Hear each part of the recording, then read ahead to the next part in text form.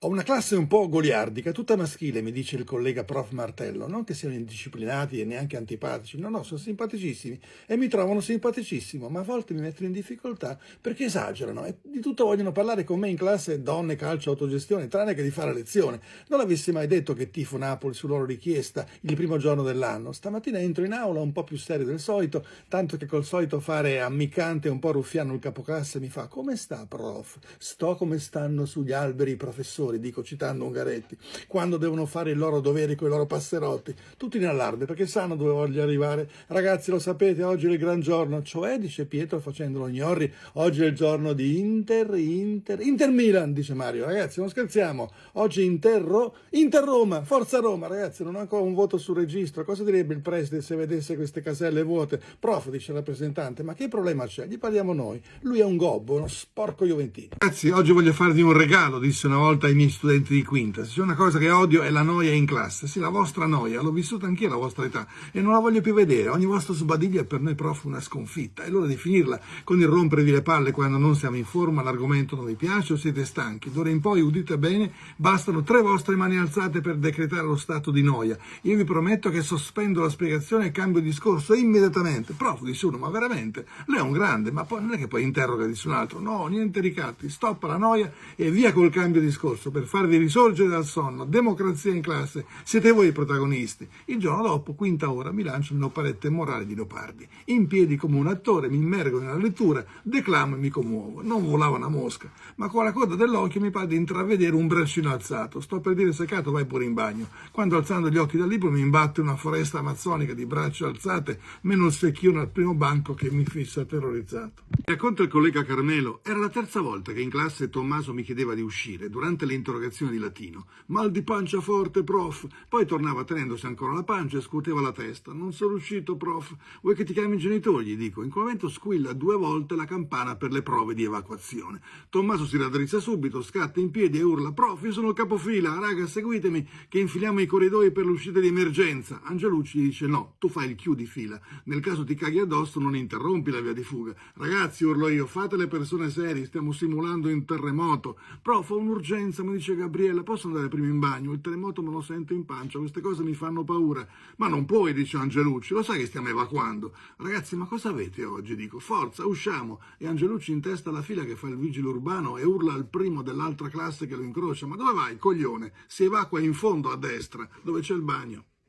Prof, ma alla fine di questo decalogo di comportamento in classe, in cosa consistono esattamente le ammonizioni? Semplice, Angelucci. L'ammonito finisce in cima alla lista degli interrogati. A partire dal giorno seguente, l'ammonizione ha validità 9 giorni e scade all'interrogazione. È un modo per responsabilizzarvi sulla buona condotta e orientare il prof sulla discrezionalità delle interrogazioni. Nessuno potrà più dire quando vi chiamerò: perché proprio me? E vedrete che man mano le infrazioni in classe diminuiranno, a meno che non vogliate sul registro sfilze di voti triplicati rispetto a quelli dei vostri compagni. Ricordate che sono figlio di maresciallo dell'Arma e al tempo stesso amo il calcio. Nel calcio la regola dell'ammonizione non fa male a nessuno e chi qui non la prende con leggerezza e come una deterrenza non ne ha capito lo spirito. Obiezioni? Sì, prof, dice Angelucci, ma le regole possiamo deciderle noi. Quanti professori si dimenticano? Certo, non quanti professori dimenticano gli ex alunni, ma quello che ti dava le nocche sul cranio passando tra i banchi non te lo dimentichi. Scuola media, Eboli, dove si fermò anche Cristo, anni 70. Il prof era di applicazioni tecniche. Mi sorprese mentre sorridevo, semplicemente sorridevo per la battuta di un compagno. Mi si avvicinò, sorridendo anche lui, pareva di complicità, come uno che pensa: guarda un po', anche il serio e imperturbabile Caracci si diverte in questa classe. E invece allungò il polso verso il mio viso e bussò alla mia nuca 2 volte con 2 colpi di nocca che mi fecero sentire la campanella della scuola prima del tempo. Il sorriso divenne una smorfia e io, che non ero mai stato toccato dai miei in vita mia, mi rannicchiai sotto quel batacchio oggi intollerabile, ghignando come un deficiente, quasi a dirgli: simpatico prof, pezzo di bastardo. Ragazzi, vi propongo un quesito. Secondo voi chi è più colpevole in classe? Chi copia o chi fa copiare? Chi copia, prof, è evidente. Chi fa copiare è uno generoso che aiuta i poveri disgraziati. Ah sì, dico, allora mettiamola così. Chi è che prende più per sedere il prof? Chi è che lo inganna di più? Chi copia la versione o chi la fa copiare? Siete perplessi, vero? Allora vi racconto una volta nel correggere una versione. Scoprì 2 versioni da 8 perfettamente uguali, nella perfezione e negli unici 3 errori individuati. Non sapendo chi aveva copiato e chi aveva fatto copiare, misi 4 a tutte e 2. Ma non è giusto, prof? Era giusto mettere 8 a entrambi e magari mettere 4 a me stesso per essermi lasciato fregare? E allora guardate il prossimo shot che vi spiegherà perché ho messo questa regola dell'insufficienza a chi fa copiare. Perché il più generoso fornitore di scopiazzature in classe sono stato io, è stato il vostro professore e non si ripeterà. Avevo 16 anni, versione in classe sulle guerre puniche, la prof di latino diritta come un faro ci fissava ad uno perché non facessimo scherzi e non copiassimo. Il suo sguardo era implacabile, 2 ore sotto quella vedetta napoletana e non c'era modo di fregarla. Ma la prof era sorda, l'apparecchio bianco dietro l'orecchio si vedeva benissimo e c'era un mascalzone in classe bravo in latino che ne approfittava e oggi le chiede scusa a mezzo secolo di distanza. Quando tutto era calmo si sentivano solo le pagine del dizionario voltate nervosamente dalle dita dei compagni, metà classe era già girata verso di me ad aspettare la salvezza. Qualcuno già sibilava: allora cominci, sotto l'occhio feroce della Caione che già cominciava a agitarsi, e dopo qualche secondo nel più profondo teso silenzio partiva una voce, la mia, che diceva: i romani lottarono contro chi?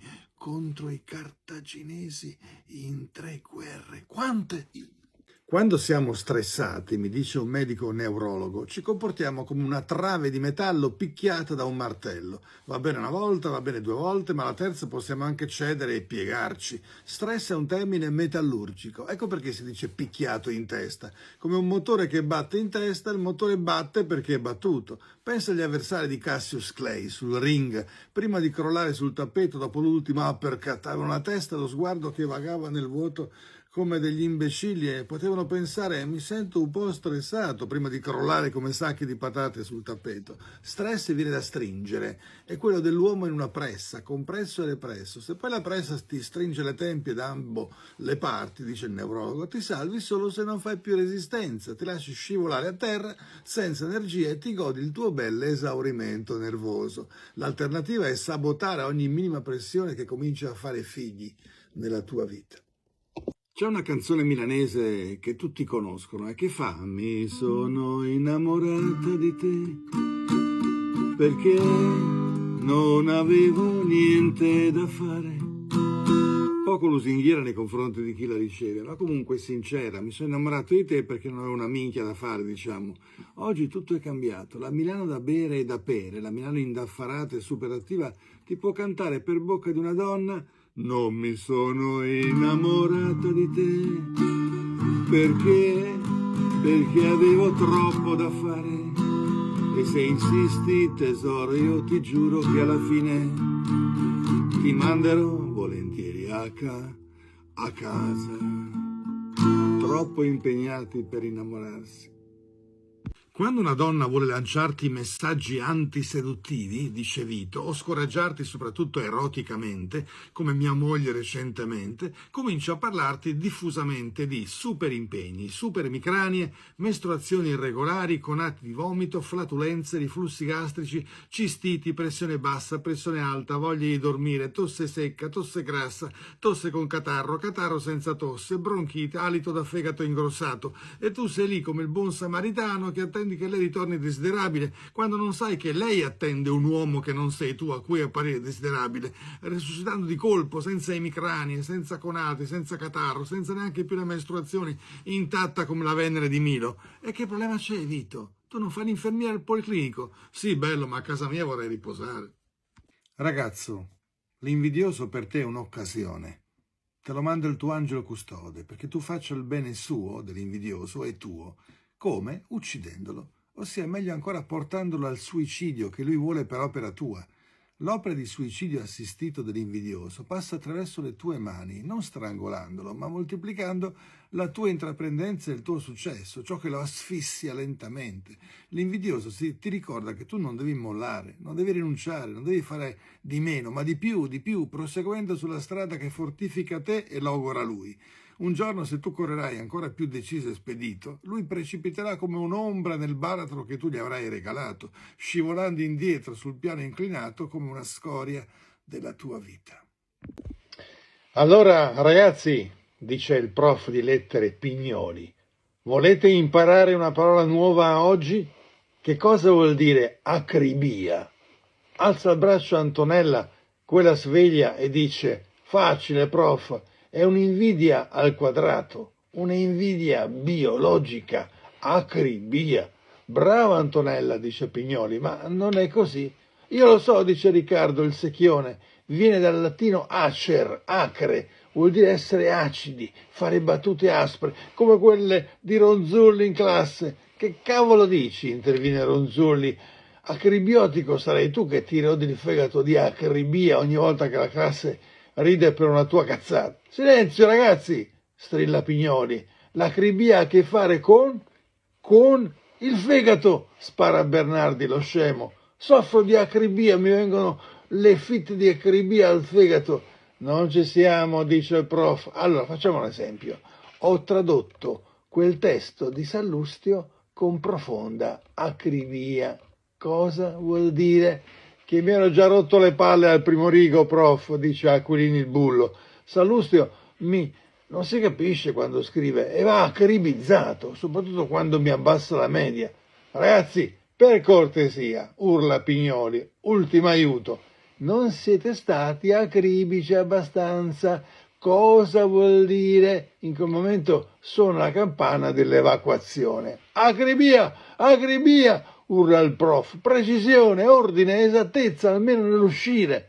Ma i ragazzi si gettano a folate verso la porta come capre. È il caos.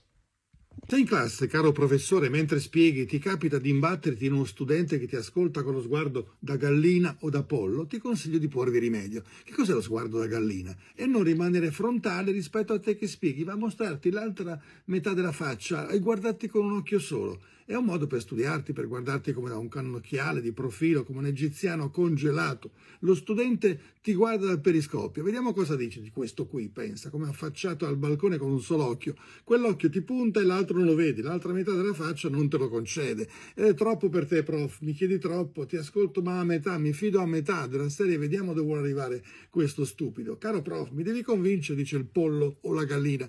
Non mi si persuade mica a buon mercato, col cacchio che ti metto il like. E allora tu, professore, gli devi dire: ehi tu, coccobello, potresti raddrizzare la faccia? Sai, non vedo l'altra faccia della luna, esci dalla pergamena, conosco i miei polli, fai l'uovo, fai l'uomo a faccia scoperta. Perché lo spero che tu stia bene è una frase che mi fa venire l'orticaria e scatena il mio istinto partenopeo di strizzarmi i maroni? Ti vuole davvero bene una persona che ti dice spero che tu stia bene? Ben inteso, senza che prima tu sia stato male o sia convalescente, nel qual caso ci sta, ma allora si deve dire spero che tu stia meglio. Spero che tu stia bene, sottintende, primo, temo che tu non stia bene, ma perché non dovrei stare bene? Cosa te lo fa pensare? Secondo, guarda che mi preoccupo di te e della possibilità che tu non stia bene, ma perché ti devi preoccupare di qualcosa che non ha fondamento visto che sto benissimo? Terzo, mi dispiacerebbe se non stessi bene, lo sai? Ah sì, ma non è che sei tu che stai male e che il mio stare bene o stia meglio di te non ti sta bene? Queste persone vanno fuggite come delle supposte nitroglicerina nelle chiappe. Quello che ti dicono di temere, in fondo lo desiderano. Tant'è vero che frasi così infelici vengono dette proprio nei periodi in cui tu appari più intraprendente, florido di salute e anche di successo. Cosa fai tu col cellulare in classe? Prof, stavo guardando l'ora. E che ore sono? Aspetti che guardo, le 11. Bene, è l'ora di metterlo via. E tu, prof, non è il cellulare, è la calcolatrice. Durante l'ora di latina cosa devi calcolare? Quanto mi costa un iPhone nuovo? Ragazzi, basta. E tu, prof, sto cercando su Wikipedia chi è questo Prostac che lei tanto ama e ha scritto alla ricerca dell'arca perduta. E tu, prof, sto controllando se mi ha chiamato mia madre per dirmi a che ora tornare per il pranzo, oggi gnocchi alla sorrentina. Adesso ve li sequestro tutti, è chiaro? Prof, ma non è giusto. E perché? Perché è una democrazia, dice mio padre che fa il sindacalista. È giusto che gli studenti controllino su Wikipedia quello che dice il professore. Per esempio, lei ha detto che le sirene sono donne pesce, non donne uccello. Invece le sirene volano, hanno le ali. Ah, prof, ho trovato, le sirene una volta avevano le ali fino al Medioevo. Poi persero una gara con le muse e dunque anche l'uccello. Volevo dire l'aspetto da uccello. Visto, prof, che servono i cellulari in classe? E ora parliamo, dice Pino, dei professori che spiegano con le braccia conserte, che si appoggiano col sedere alla cattedra, in piedi come faceva la mia prof di liceo, incrociando le gambe, incrociando le braccia, incrociando pure le caviglie come Gesù sulla croce, ci mancava solo che incrociasse le orecchie, o che si appoggiano schiena alla parete come dei condannati alla fucilazione più distanti possibili dalla classe, o che rimangono seduti, sempre a braccia incrociate come se avessero sbagliato maglione da neve. Le braccia conserte non sono mai un buon segnale per la classe. Io so io e voi non siete una mazza. Fra me e voi il muro del pianto, ma faccio le mie braccia come al balcone del primo piano, dove voi dovete arrampicarvi per raggiungermi. Il prof dalle braccia conserte sembra quasi che vi faccia una concessione a spiegarvi le cose, già stanco e annoiato a svolgere lo stesso programma da 3 generazioni. È molto più difficile fargli una domanda. Se gliela fai, lui magari scioglie un po' scosso il lucchetto delle braccia e se la fa ripetere. Che cosa stai facendo, Mahmood? Che cos'hai lì? Niente, prof, stai guardando tra le gambe. Che cos'hai tra le gambe? Ma niente, prof, confermiamo, prof, tra le gambe non ha niente. Silenzio, tiralo fuori, tira fuori il cellulare. Ma quale, prof? Come quale? Quello che stai maneggiando? Ah, l'iPhone, non il Samsung. Portali qua tutti e due, te li sequestro. Arrivo, mi fa rispondere intanto che mi è arrivato un messaggio di mia madre su Huawei, magari è urgente. Huawei, porta tutto qua. Con tua madre poi me la vedo io. In che senso, prof? Mio padre è gelosissimo. Silenzio, 3 cellulari, ma si può. Che cos'è adesso che ti sta squillando una tuta gold? Oh, mi scusi, prof, è il Motorola, devo cambiare suoneria. Metti tutto nell'armadietto, non le rivedrai fino a domani. Non lo può fare, prof, è la privacy. Adesso chiamo mio padre, Abdel, e glielo dico. Bianchi, mi passi il Nokia di mia nonna Rascia? È nello zaino.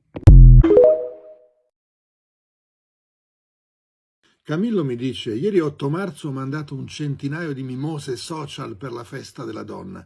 Una mi ha risposto, questo fiore porta sfiga alle donne, meglio i crisantemi.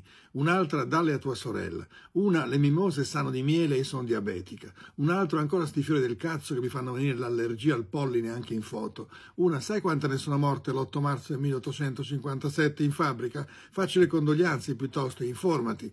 Una, senti amico, sono gli uomini che ci fanno le feste, e poi ci fanno la festa, lascia perdere. Un'altra, solo i boomer e gli aspiranti stupratori mandano ancora sti fiori alle donne, aggiornati. Una, e seppure tirchio, che cacchio me ne faccio le mimose in foto? Una chiamata Interflora, no? Una mi ha inviato la foto di Shining, mimose e coltello per scannare il marito maniaco che gliele ficcava in camera attraverso la porta sfondata. Tutte le altre mi hanno ringraziato. Una mi ha persino detto, sei un vero gentleman, Camillo. Avanti.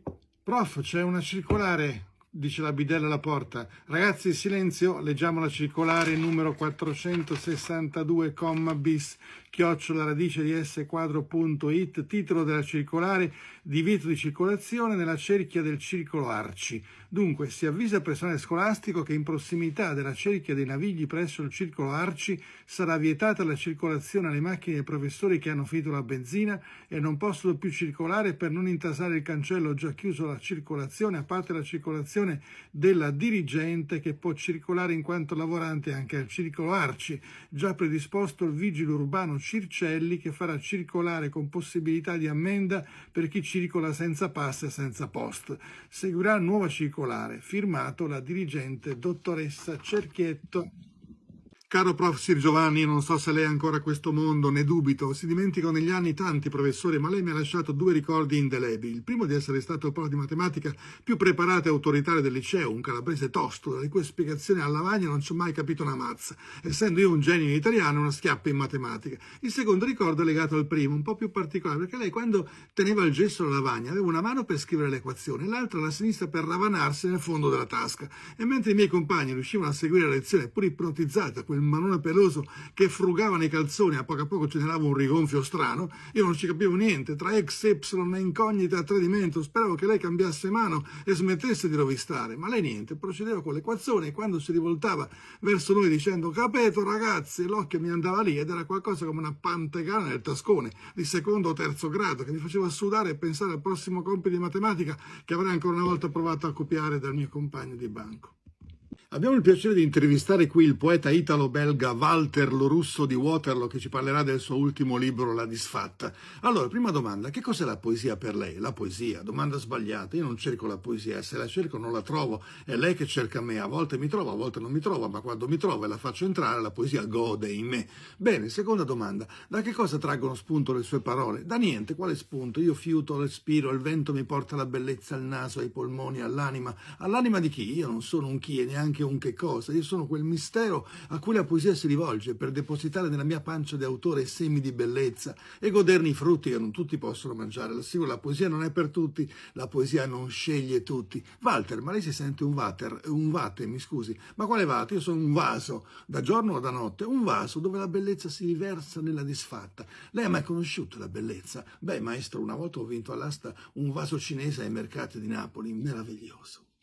Prof, ho fatto un sogno su di lei, mi dice una quindicenne molto sveglia. Oibò, dico, sono lusingato. Un incubo, prof, finito bene però. Ah, meno male. Dimmi, devo essere interrogata da lei in italiano. Entro in classe e la vedo vestito da mago Telma, anzi da clown, ma sembra anche un presentatore di quiz, tra Mike Bongiorno e Amadeus. Insomma, mi dico, sapevamo tutti che il prof fosse un simpaticone sorprendente, ma travestirsi da pagliaccio non me l'aspettavo. Respiro di sollievo perché deve interrogarmi, ho una paura boia, ma vestito in quel modo con cappuccio rosso, occhialoni da carnevale, colori d'arlecchino, una scarpa diversa dall'altra, non può essere una cosa seria. Ma poi la brutta sorpresa, lei mi chiama al lavagno, mi mette in gesso in mano, diventa prof di matematica e mi dice di risolvere un'equazione a 8 incognite. Io guardandola non so se ridere o piangere, ma al momento tragico lei sghignazza, balza a 4 zampe sulla cattedra come una scimmia e zompa di banco in banco nel terrore di tutti. Soprattutto mio, che però mi ripeto non sarà una cosa seria, forse mi manda a posto.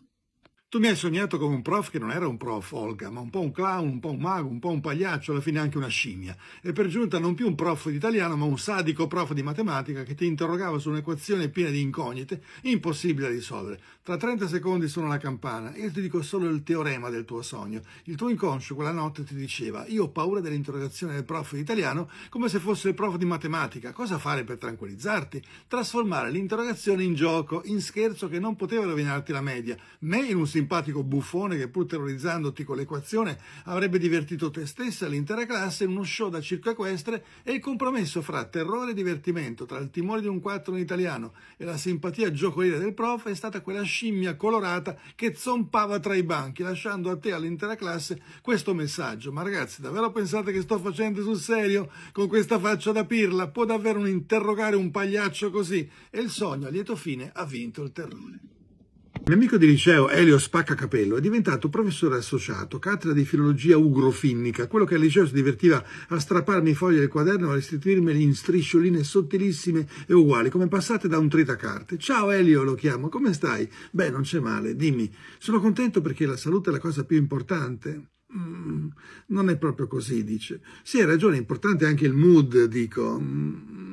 Non è proprio così, dice. D'accordo, dico, per stare bene contano anche gli affetti, l'amore. Non è proprio così. E com'è allora, Elio? Dentro di noi si annida un mistero. Mistero. Non è proprio così. Tu come la pensi, Aldo? Sei sempre stato un riflessivo, io? Non è proprio così. Scusa, mi dice, devo andare in bagno, ho un'urgenza, e dal cellulare è rimasto acceso, sento la sua voce che fa e mi aspetto che dica: non è proprio così.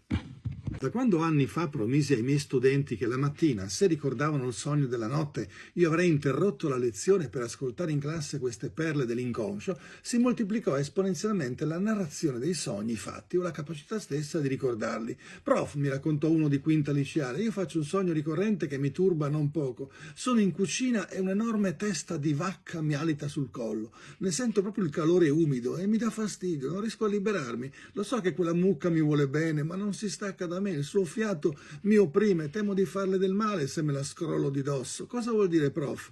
Avevo un sospetto. Presi tempo, il giorno dopo avevo un colloquio con sua madre. Mi arrivò un donnone truccato, sensuale, ansimante, che mi disse subito: mi dica tutto, professore, mio figlio studia poco, sta cambiando da quando c'ha questa ganza che lo spompa come una palestra e prende anche da lei voti troppo alti rispetto a quelli che merita. Quel sogno della vacca da presepe al mio alunno non glielo interpretai mai.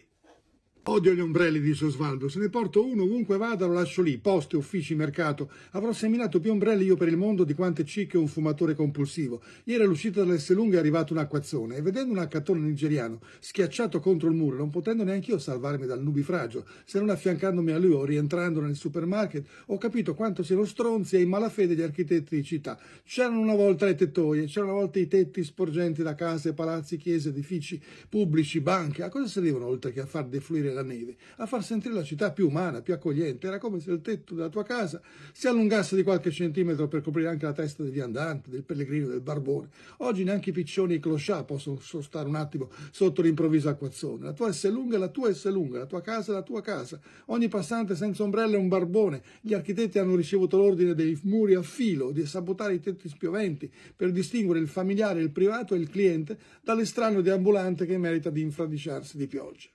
Tonino abita in Porta Romana e c'è la morte coi padroni delle bestie pelose che non raccolgono le molli patacche dei loro amici a quattro zampe. Ieri era una giornata piovosa, mi dice infuriato, e tra una pozzanghera e l'altra, a ogni 100 metri, si leva come d'incanto un paradisiaco profumo di merda, ma di quella d'autore, fresca, da pastore tedesco con colite spastica, un liquame da bolgia dantesca, quella del fango dei golosi che sguazzano nei loro cocktail di sterco e cagarella. Qua già si crepa di PM10, e che diavolo. Allora mi è venuta un'idea ecologica. Dice, ho stampato 50 pagine formato A4 e le ho accuratamente depositate su tutte le patacche di corso di Porta Romana, con su scritto a caratteri cubitali: scusa padrone, ho coperto qui la sostanza marrone del tuo cervello per non lasciarla calpestare dai piedi dei passanti, perché sai che sono distratti e non hanno rispetto verso i cervelli della gente. Pronto servizio sanitario Regione Lombardia, sono Anna Onza. Mi dica, salve, volevo prenotare una visita per un neo al sedere. Nome e cognome, Osvaldo Chiaparoli, nato Palermo, nato, data di nascita, 2 ottobre 64, per una visita dermatologica. Signore, non ci interessa, rispondere a domande. Cosa c'è scritto sulla ricetta? Un sacco di cose. Cosa c'è scritto, signore? Epiluminescenza. Ticket, ma io non pago. Il ticket, signore, rispondere a domande. Ticket numero 013. Non vale. Il numero della ricetta, quale? Ce ne sono 2 gruppi. Numero della ricetta, da sinistra c'è un geroglifico. Signore, c'è un 4. Dopo il 4, ma io non vedo il 4. Sarà. Signore, mi legga il numero da sinistra. 03022. Poi c'è una forca qui. Signore, è una iota. Mi legge il numero. Qui c'è una specie di lambda greca. È un 1. Poi c'è una strana B. È un 6, signore. 903. Poi c'è una bottiglietta. È un 8. Va bene. Resti in linea per un sondaggio gradimento. Ok, come si chiama lei? Anna Onza, gliel'ho detto. Grazie, Anna Stronza. Ti annuncio con gioia, mi scrive Caterina, il premio segnalazione del mio libro di versi Piangere fa bene ai reni. Al concorso letterario La frittata con le cipolle sono commossa e spero che tu possa piangere di gioia con me. Sai come ha motivato il premio la giuria? Un'opera ben cucinata, scrive. Il vapore delle parole sale agli occhi del lettore e non basta un pacchetto di Scottex per asciugare le lacrime. Questi versi, per chi sa piangere, sono un'anfitta ai reni, per parafrasare lo splendido titolo. Citiamo solo la conclusione della poesia intitolata Piangendo sotto la pioggia.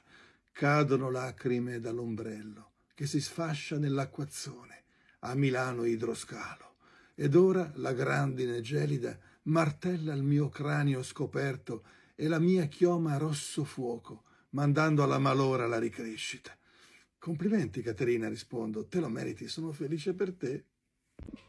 Osvaldo mi dice che lui ha un doppio senso di colpa nei confronti del tempo. Da una parte si sente in colpa quando lo lascia vuoto, quando non lo riempie come dovrebbe. Dall'altra si sente in colpa quando lo riempie con il lavoro, con gli hobby inutili, con i viaggi senza senso, con le compagnie di mezza tacca. Poi ho letto il tuo libro, mi dice, e mi sono sentito un vero pontifex de noi altri, un architetto di ponti di cartone come quello di Genova, tutti fatti per crollare sull'abisso. Ti consiglio di dormirci sopra, Osvaldo, gli dico. Sopra cosa, dice lui. Sopra i ponti, gli dico, rilassati. Veramente sto pensando di dormirci sotto, dice, a contatto dell'abisso, che secondo me è il migliore dei giacigli. Viviamo nella pressione, non ce ne accorgiamo, forse ce ne accorgiamo fin troppo, ma la pressione che il quotidiano esercita su di noi, dal lavoro all'economia, dalle responsabilità alla salute, fa di noi dei pressati, soggetti assoggettati a una realtà che ci preme. Questo è noto. Meno noto è che questa pressione spesso si declina in noi come impressione, marchio su corpo e anima, senza favorire l'espressione. L'espressione che è quello che ci salva. Da che cosa ci salva l'espressione? Dall'esito opposto della pressione, che è la depressione.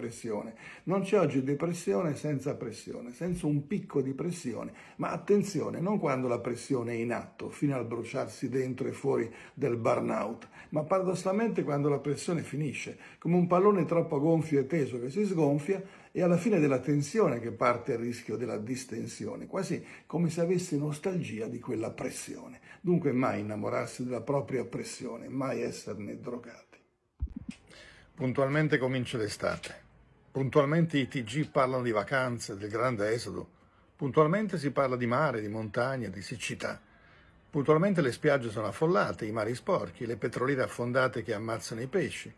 Puntualmente si attende il Ferragosto, il grande esodo, l'assalto alle spiagge e ai barbecue. Puntualmente qualcuno canta l'estate sta finendo, si litiga in famiglia, si contano le stelle cadenti. Puntualmente qualcuno è scontento, pensa già al lavoro, che vacanza di merda. Puntualmente in Campania qualcuno dice l'estate è finita, anche se mancano 15 giorni alla fine di agosto. Puntualmente si squarcia il cielo, le nuvole brontolano e arrivano i primi temporali. Puntualmente finisce l'estate, prima di cominciare. Mi è stato chiesto di spiegare in un minuto l'etica del frammezzo, dalla fine del terzo capitolo dei miei ponti sull'abisso. Non posso in un minuto, ma ci provo. Noi viviamo quasi sempre l'esperienza dentro tratti di senso, tra un inizio e una fine, una nascita e una morte, come un nuotatore dentro la vasca di una piscina che sa già che parte da un punto e va verso un altro punto, due sponde insuperabili. Sappiamo di venire da un'origine e andare verso una destinazione. E a differenza di quanto accade in piscina, però il viaggio ci appare irreversibile. Ci sentiamo di volta in volta più vicini all'inizio o più vicino alla fine. Questa percezione dei paletti nel tempo, dei fili spinati dell'origine e della fine, non garantisce nessuna possibilità di felicità dell'esperienza, che invece esige l'eternità anche apparente e illusoria della permanenza nella corrente, che non guarda un inizio e una fine, il porto e la meta, ma solo la continuità del sentimento oceanico della vita, questo fiume senza sorgente e senza delta. E questo è il tempo-luogo del frammezzo, il resto è lettura.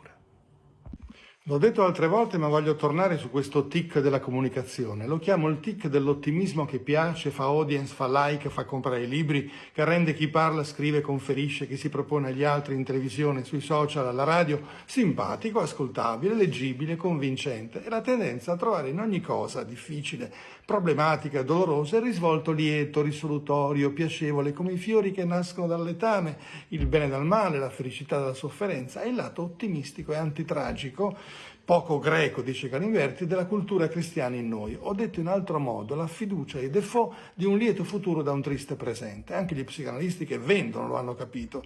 L'etica pubblicitaria del capitalismo consumistico sposa questo linguaggio dell'ottimismo e default, che parla di sogno, speranza, felicità, avvenire. Sono queste fiabe dal lieto fine che vogliamo sentirci raccontare e queste persone dal sorriso stampato che vogliamo incontrare nella nostra vita, guru e influencer compresi. Come fai a portarti la televisione e il computer in vacanza? Mi dice Arianna. Io in vacanza voglio essere libera, azzero tutto. Finalmente, non mi porto con me niente. Vivo di albe e tramonti al mare, da fotografare ogni giorno col mio iPhone 15 Pro Max, da mandare ai miei 5.000 amici e ai followers. E basta. Anche un prof di italiano può non conoscere o almeno non usare mai una parola del vocabolario che invece esiste da sempre. La parola è misandria. Ora, noi sappiamo cos'è un misantropo alla Molière, un odiatore degli uomini senza differenza di genere. Sappiamo che cos'è un misogino, un odiatore delle donne. E sappiamo anche che alla base della misantropia e della misoginia c'è un trauma, una delusione che ti fa allargare la tipologia di uomo o donna stronzi che hai conosciuto in passato a tutti gli uomini e a tutte le donne del cosmo. Ma esiste la parola che definisce l'odio della donna non per l'uomo ma per il maschio in genere, l'universo in genere dei maschi, a partire dall'unico maschio pirla in cui il destino ti ha fatto sbattere, è questa misandria. E qui le femministe non c'entrano, c'entra un risentimento giurato nei confronti del maschio, a prescindere, espresso in frasi come tanto tu sei un uomo, ragioni da uomo, e tu sei già etichettato come maschio ottuso che non ci arriva senza una sensibilità femminile, misandria. Stamattina, mi dice Piero, mi sono svegliato in stato un po' alterato, con il tormentone canoro dell'estate nella mente, sesso e samba, sesso e samba. E questa consonanza, questa allitterazione della S, degna di un sassofono a Sassari e Sassuolo, che mi sibilava nei timpani, sesso e samba, e mi sono ricordato che da ragazzo in discoteca, se vedevo una che mi ballava il samba a 2 centimetri dai fianchi, brasiliano di Trastevere, mica pensavo al samba. Mi piazzavo davanti a lei, di fianco, di dietro, e sambeggiavo con lo sguardo di chi dice noi non siamo diversi, e manco ho letto che tra poco ospiterà la nostra follia sudamericana. Io ci metto benzina e gasolina e tu mi mostri la via della favela, e cantando sesso e samba ho iniziato la giornata con una bella doccia gelata. Marina mi dice che si è imbattuta al banco del bar in un corteggiatore un po' ossessivo e un po' cafone. Sai che hai degli occhi verdi fantastici, mi dice lui di colpo. Non è merito mio, gli dico, sono di mio padre. E le labbra? Mi dice, ti sono disegnate sul volto come in un dipinto di Tiziano. Quelle sono di mia madre, dico, congratulati con lei. Poi hai dei lobi delle orecchie perfetti, da sfiorare. Quelli li ho presi dal bisnonno etrusco, gli dico. Ho capito, dice lui, sei un collage più che una donna, esclama, un quadro di Arcimboldo. E tu sei un collante più che un uomo, anzi un attack. Misandria? Odi il maschio? Mi dice, no, odio il mastice, rispondo, e lo mollo lì al banco del bar. Prof, come posso difendermi dall'invidia? Alla tua età, a 18 anni, non devi rimanere fermo. In che senso? L'invidiato è un bersaglio mobile per l'invidioso. L'invidioso aspetta che tu rimanga fermo per impallinarti. Il parassita aspetta che tu rallenti o addirittura ti fermi per succhiarti l'energia che lui non ha. Non puoi invidiare il volo degli uccelli, e se li fai cadere come uno sparo ti togli la fonte della tua sola energia. Se ti fermi nel fare ciò che fai, diventi tu stesso il parassita che si fa parassitare. Le pulci e i mosconi non devono starti dietro nella corsa. L'invidioso per una cosa soffre, per il tuo darti da fare. Hai la sua sofferenza nelle tue mani e la sua meschinità. Trascinalo con te, se insiste, sulla tua strada, lascialo graffiarsi sull'asfalto. Voleva nutrirsi di te, ora sei tu a nutrirti di lui. E se la tua è una felice corsa a ostacoli, usalo come ostacolo. L'uomo come fine e non come mezzo? Ricordi Kant? Ecco, qui abbiamo un'eccezione. L'invidioso va trattato come mezzo, visto che non ti tratta come fine. Ispirato da una canzone di Eros Ramazzotti, una volta dissi a una donna che mi gustava molto, grazie di esistere. Prego, mi rispose, ma non ne ho nessun merito. Come? Mi sta ringraziando dell'unica cosa che non è dipesa da me. È come dirmi grazie di essere alto 1,70 m. Sì, ma volevo dire, sono contento che tu esista, che tu ci sia a questo mondo. Stavo sudando. In effetti, dice, abbiamo lo stesso parere. Anch'io sono contenta di esistere. Mi ci sto affezionando. Ma da chi li prendi queste frasi? Dai Baci Perugina? No, da Ramazzotti, mi sembra una bella cosa da dire a una donna. Lui l'ha detto alla Utzinger. Secondo me divorzieranno, disse la profetessa, era il 1996. Bello, disse, come ti chiami? Non hai una frase meno banale da dire a una donna? Sì, ne avrei una, dissi. Vai dai tuoi genitori che ti hanno messo al mondo e di loro che quella notte di tanti anni fa hanno fatto la più grande stronzata della loro vita. Prof, perché non ci racconta un sogno, mi dice Dario. È quello che sto facendo, vi sto raccontando di essere tornato dopo un po' di tempo in classe e proprio tu, Dario, mi stavi chiedendo di raccontarti questo mio sogno, ma talmente fresco che lo sto facendo adesso davanti a te che me lo chiedi, davanti a voi. Voi credete che io sia in classe e vi stia facendo lezione, ma tra poco suonerà la sveglia e vi sveglierete tutti a casa vostra per venirmi a raccontare a scuola che vi ho sognato perché me l'ha chiesto Dario. Dunque, se questo è un sogno, lei non può interrogarci, altrimenti diventa un incubo, prof. No, ragazzi, facciamo le cose serie anche nel sogno. Ma in quel momento io rovescio un vasetto di acciughe davanti a tutti sulla cattedra. Lo vedete? Pensate che l'abbia fatta apposta? E Dario mi chiederà adesso cosa faceva un vasetto d'acciughe nelle sue mani, prof. Ed ecco che entra la collega di chimica Guzzetti, pronta a pulire l'olio delle acciughe con uno Scottex al limone come una bidella e a dirmi: lo sai, Caracci, che un nostro alunno ha fatto un sogno sulle acciughe in classe che potresti interpretare? Aspetta, collega, quando ti svegli anche tu te lo interpreto. Lo zarretto dalle spallucce facili, che ha fatto fuori Navalny, si è dimostrato anche ottimo becchino. Volevano liberarmi da lui come da un pacco dell'Ikea, praticamente detto, scambiandolo con qualche criminale russo in Europa. Il favore che volevano farmi era un altro, non volevano ucciderlo. Poi qualcuno ha corso troppo e mi hanno accelerato il favore. Non me l'aspettavo, ha detto, ma che ci possiamo fare? È sempre triste quando qualcuno muore in carcere, succede tante volte in America. La vita è così. La vita è così. Adolf non è mai arrivato a un cinismo così spietato. Siamo tra la mafia dei killer che ti fanno il favore e il nazista che pranza con appetito mentre gli gasano l'ebreo. e i russi gli hanno anche messo l'alloro insanguinato in testa. Della pace si può parlare solo dall'esterno di una guerra. All'interno abbiamo spesso un aggredito e un aggressore, l'agnello e il lupo di Fedro. A cosa serve la pace all'agnello? A morire tranquillamente di sete davanti all'acqua come Tantalo per sfuggire allo sbranamento del lupo che tanto lo sbrana lo stesso? È il lupo che è contento di fare la pace con l'agnello, soprattutto se l'agnello si trova nella sua pancia. La pace è l'imposizione dall'esterno di un equilibrio a uno squilibrio in atto, o il ritorno a un equilibrio che non c'è mai stato. La guerra è lotta tra una perversa volontà di squilibrio da una parte del lupo e una volontà di ripristino dell'equilibrio da parte dell'agnello. Bisogna essere in due a volere la pace, la vuole il Papa, la vuole Mattarella, la vogliamo tutti davanti alla TV, ma se l'agnello aggredito vuole la pace prima della guerra e il lupo aggressore la vuole dopo, al momento della digestione. Ci sono due parole in italiano che apparentemente non c'entrano niente l'una con l'altra, ma vengono dallo stesso verbo latino cedere, scritto caedere, che vuol dire tagliare, come per le cesoie. Se io decido, sia decedo, decaedo, taglio via. Se io uccido, obcedo o obcaeto, taglio via lontano da me, decapito, ammazzo. In realtà, a pensarci, dietro ogni decisione c'è un taglio. Sposo una parte di me e rinuncio a tutte le altre parti. Taglio via tutto il resto di me, quello che potrei fare e quello che potrei essere. Decido una parte di me contro tutte le altre parti di me che vengono tagliate via. Dietro ogni decisione c'è una rinuncia, un taglio di me, di quello che posso essere. E poiché il decidere è sempre un uccidere, nella rinuncia agli altri, me stessi della decisione, io divento insieme il carnefice e la vittima. Decidere vuol dire suicidarsi parzialmente e insieme sopravvivere alle proprie mutilazioni. La vita merita un abbraccio totale. Vietato a Torino fumare all'aperto entro 5 metri dal prossimo, dice Arturo. Tutto giusto, tutto salutare, a parte per chi fa le multe doversi portare il metro dietro quell'annastro e bloccare col taser il fumatore e chi gli sta vicino in un colpo solo, per misurare la distanza come un geometra dei cantieri. Ma una cosa bisogna ricordare, che fumare è un gesto sociale, nasce da adolescenti come un modo per stare insieme, per essere accettati dagli altri, magari anche ammirati, segno di integrazione e di sicurezza da sempre.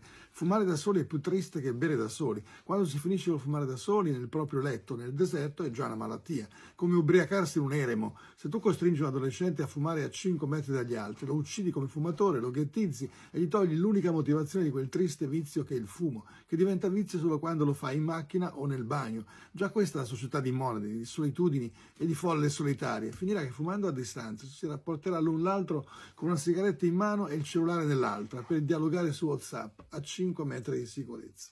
La timidezza, in fondo, sembra paradossale, è una forma di aggressività. Certo che il timido ha paura, ma di cosa ha paura? Di essere aggredito, punito, fermato, ha paura della rappresaglia dell'altro.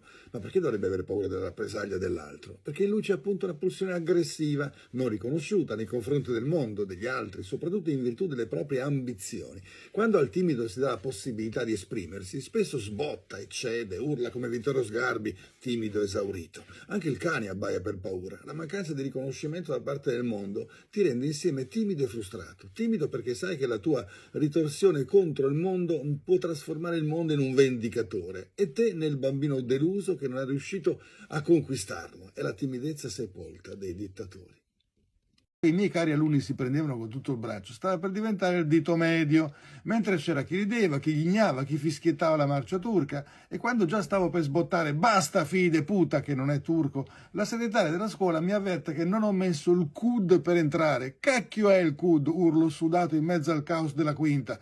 È la password ministeriale per accedere all'esame, prof, l'ha messa? E gli alunni tutti seri ora a guardarmi in silenzio perché il loro prof non ha messo la password. Grande Vannacci, dice Gervaso, ha detto che gli animali non conoscono l'omosessualità e che l'uomo deve diventare più animale. Hai letto il libro? No, me l'ha detto un amico che ha letto il libro. No, l'ha sentito da un altro amico. Ma Gervaso, gli dico, pare che abbiano trovato tracce di omosessualità nelle anatre, nel bisonte americano, nelle cimici, nelle iene, nelle libellule, nelle giraffe, nel macaco giapponese, nelle marmotte, nei pinguini, nei pipistrelli, nelle tartarughe, persino nelle puzzole. Nelle puzzole, dice Gervaso, tutte fake news. E poi chi è il perverso che è andato a controllare come trombano le puzzole? Te lo vede il generale Vannacci che si accovaccia per sorprendere due maschi di cimice che zompano uno sull'altro? Magari uno si chiama Renato e l'altro Zero. Ma Gervaso trova veramente queste battute di cattivo gusto, omofobe. Omofobe. Ma Vannacci non ha la fobia dell'uomo, ma dell'uomo che lo fa con l'altro uomo. Per carità, Gervaso. Settima regola del Decalogo: assumere un atteggiamento decente in classe. Atteggiamento decente vuol dire che la sedia, ad esempio, non deve diventare il dondolo delle vostre chiappe e il banco non deve diventare la tavola da pizza su cui spalmarvi. E questo neanche la quinta o la sesta ora, quando vi fareste volentieri una pennica post-prandiale sul banco di scuola. È vero che non siamo le sole orsoline, ma come fa il professore a spiegare a un gregge stremato di zombie che si stravaccano sui libri, un piede sullo zaino, una gamba sulle spalle del compagno, uno sbadiglio che ti fa stirare il corpo come fatto di gomma piuma? Si chiama rispetto posturale nei confronti del prof. Rispetto postale? Posturale, Angelucci. Per esempio, ti sei accorto, Angelucci, che hai la gamba infilata nella tasca del giaccone della compagna? Ti sembra il caso di stare così in classe? Sì, prof, ma fa un po' freddo e poi la Sara ci sta. Prof, perché mi ha messo 3 la versione di latino? Avrei dovuto metterti 0. Prof, ma l'ho fatta a senso, ci ho messo la mia personalità a senso. Guarda la prima frase. Olim, vacca, capella, sull'Olimpo una vacca con la cappella. Ah, è vero, la vacca è femmina, ma no, un tempo una mucca, una capretta. E poi guarda, ovi spazia in siniuria, me l'hai tradotto la pecora che soffre l'anguria. Oh, che sbadato, prof, le pecore non mangiano l'anguria. Ma che c'entra? Hai capito di cosa parla la versione? Sì, prof, c'è questo stambecco carnivoro che fa in 4 un leone e poi lascia i pezzi alla mucca con la cappella. Ma cosa dici? Leggi qua, Leo quattuor partes fecit, hai tradotto il leone defecò in 4 parti. Ma fecit cosa vuol dire? Prof, quando scrivono i genitori che le fare fecit, ha senso, prof, lei non può limitare la libertà di traduzione, ma tu fumi troppo, ragazzo. Mi dici almeno come finisce la favola di Fedro. Il leone alleato degli erbivori finisce col fare la parte della vacca, prof, si mette a 4 zampe, ma no, allora ho capito, fa una figura di cappella. L'uomo è una creatura che tende tanto a convergere quanto a divergere dal mondo. Converge in quanto humus, humanus, terrestre, come una pianta, un animale. L'uomo è frutto di questa terra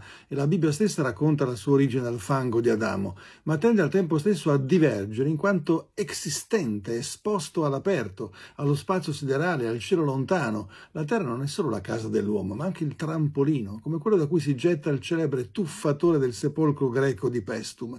Lo sradicamento dell'uomo dalla stabilità della terra ne fa l'unico animale che guarda in alto, che tende all'aperto, alla vertiginosa libertà dell'aperto. Ed è questo che lo fa respirare, la vertigine antigravitazionale del vuoto, non la gravità dolce della terra. È nella divergenza dell'aperto che respiriamo la nostra libertà di pastori erranti del cosmo, non nella semplice convergenza stanziale del contadino. Ti hanno sempre detto di prendere il tuo tempo e non perdere tempo, prendere e non perdere, ma si può prendere il tempo è qualcosa che si può prendere. Cosa te ne fai del tempo preso? Cosa te ne fai dell'acqua del fiume presa fra le dita? È ancora acqua quella che stringi fra le dita, è ancora tempo quello che stringi e prendi, ma tu non sei neanche in grado di perderlo, come non sei in grado di perdere le acque del fiume, perché sei tu che sei perso da loro, e il tuo prenderle è un perderle, e il tuo perderle è l'unico modo di prenderle, ma senza stringere le dita. Il tempo va lasciato scorrere, va fatto passare fra le dita aperte come la corrente del fiume sui palmi delle mani. Nel perderlo il tempo lo senti, come l'acqua, come il vento. Ti hanno detto di non perdere il tempo, ma lo perdi quando lo prendi, quando lo ingabbi e lo progetti, e lo investi e lo calcoli e lo trasformi in denaro. Ti fanno sentire in colpa perché non progetti la vita, ma se riapri il pugno in cui hai provato a stringere l'acqua e il vento, ci troverai la vita che non hai vissuto.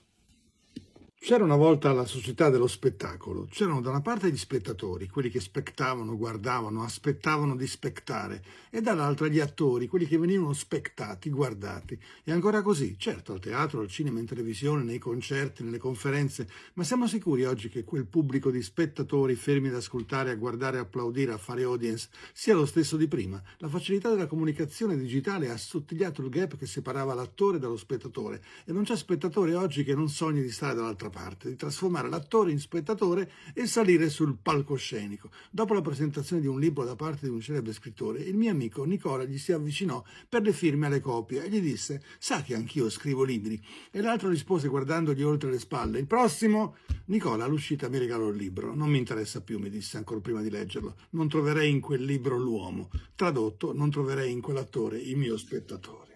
Sarò politicamente scorretto, mi dice Ugo, ma esistono due modi di interpretare la frase ti voglio bene, soprattutto in televisione. Uno è quello sincero, limpido, che ti accarezza l'anima, l'altro è quello torbido, obliquo, che nasconde un impulso aggressivo. Perché ribadire a una persona che le vuoi bene? Se sei una madre non lo dici, è sottinteso. Se sei un amante dici ti amo. Se sei un amico e qui casca l'asino, glielo dici solo dopo un litigio. In tanti casi il dire di voler bene è uno schiaffo abortito trasformato in carezza, come al Grande Fratello, dove i fratelli serpenti convivono e si detestano, o ad Amici della De Filippi, dove l'invidia è solo pari agli applausi e alla finta gioia per il trionfo dell'altro. Una volta mia figlia 2 anni, in piena fase sadica, disse ti voglio bene alla bambola Caterina a cui aveva appena strappato le orecchie, e nel cortile della scuola elementare dove facevo il bidello, una bimba borderline provò a impiccare un gattino con la sciarpa ripetendogli ti voglio troppo bene. Ugo, gli dico, ma per me hai letto troppo Freud, non ti sembra di esagerare? Ti voglio bene.